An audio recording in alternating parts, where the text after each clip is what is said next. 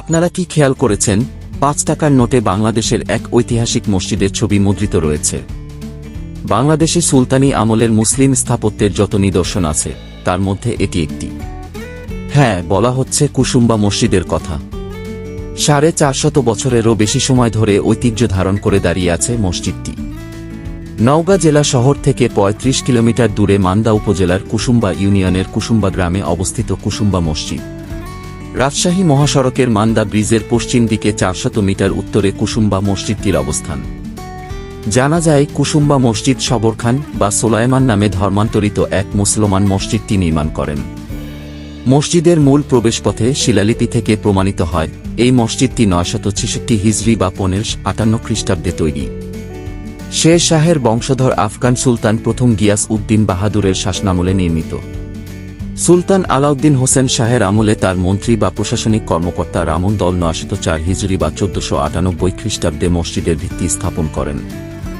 সেই হিসাবে ৪৬৫ বছরের ইতিহাস বহন করে চলছে এটি। এর দৈর্ঘ্য প্রায় ৬০ ফুট ৬ ইঞ্চি, প্রস্থ প্রায় ৪৪ ফুট ৬ ইঞ্চি। ৬ গম্বুজের কুসুম্বা মসজিদ নির্মাণে ব্যবহার হয়েছে মূল্যবান কালো পাথর। গম্বুজগুলো পিলারের ওপর স্থাপিত। চারদিকের দেয়াল ৬ ফুট পুরু। তার উপর বাইরের অংশ পাথর দিয়ে ঢেকে দেয়া হয়েছে। মসজিদের সামনের অংশে রয়েছে ৩টি দরজা। আকারে দুটি বড়, অন্যটি অপেক্ষাকৃত ছোট। দরজাগুলো খিলানযুক্ত মেহরাব আকৃতির।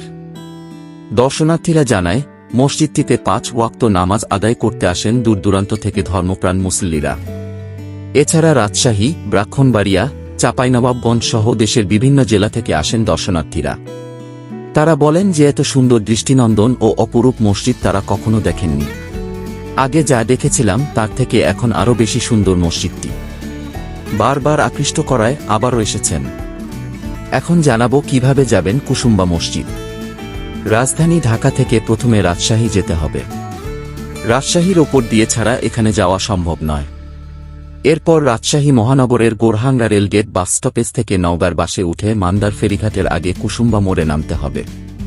এখানে নেমে হেঁটে ১ মিনিটের পথ কুসুম্বা মসজিদ। আর থাকার জন্য নওগাঁ শহরে রয়েছে বিভিন্ন আবাসিক হোটেল। আজ এ পর্যন্তই। ধন্যবাদ।